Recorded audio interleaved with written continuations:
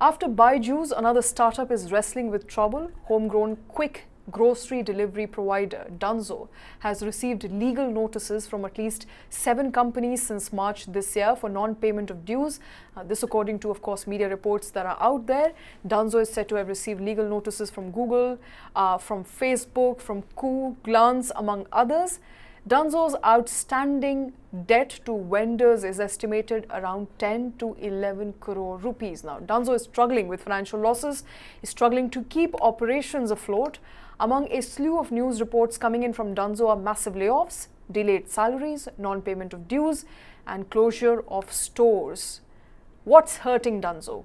Let's understand from Barnik Chitran Moitro, who is the managing partner at Arthur D. Little. Krishna, of course, continues to be with us. Barnik, good afternoon. Thanks for joining us. What's happening at Dunzo's?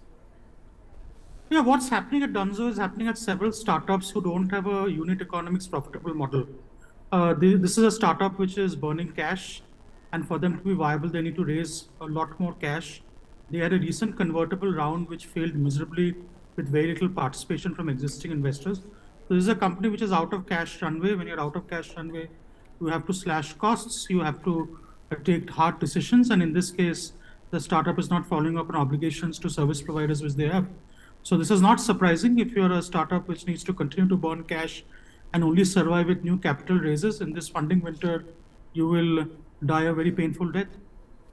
Absolutely. Funding winter, painful death, and this is a story that's repeating in a loop now, Krishna. Right. And the question that I would like to ask Barnik is this, Mr. Barnik, tell us, is quick commerce, quick delivery commerce, it's in itself a business model that is yet to be, figured out how to be made profitable?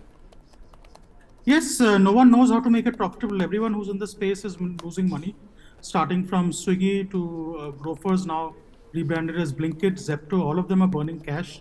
In India, the traditional belief is that once you build scale, your unit economics will get better. That has not been proven in the delivery space, particularly for quick delivery and commerce. So unless you're willing to charge the customer and the customer is willing to pay for quick delivery, this is a business model which will never be unit economics profitable. So right now, this is just a business model which is not working. So you have to charge the customer. You have to charge either a subscription fee or charge a significant premium for 10 minutes versus a normal 1 2 hour delivery. Right.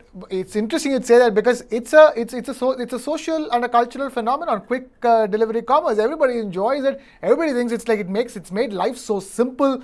I remember some of these Dunzo ads began with how you don't need refrigerators anymore because you can order your morning vegetables every day and it'll come home in 10 minutes. Mm-hmm. This is a social and cultural phenomenon which is extremely helpful to people across the big cities of this country, if not the smaller cities. How is it then that something that people love, a product that has so much love and affection from people, is not being able to find a way to be profitable? And just to add to that question, is it just a Dunzo specific problem? Yeah. Because you've seen Blinkit, you've seen Zepto, all of these quick delivery commerce apps that have propped up in last couple of quarters and months. Is it just a Dunzo specific problem, or all quick delivery apps are suffering? No, it's not a Dunzo specific problem. This is an endemic industry problem in the quick delivery space and the grocery delivery space. I think despite this being a huge convenience, the question I ask is how many users are willing to pay for this service? Right now, most of these delivery apps charge between 15 to 30 rupees for a delivery. If you look at unit economics, if you're not charging minimum 100, 150 rupees, there's no way it's unit economics positive. So the question is, again, is there a real Indian consumer?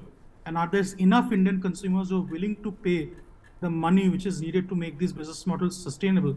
And the answer, unfortunately, even in this new India, is no in most cases. Mm-hmm. All right.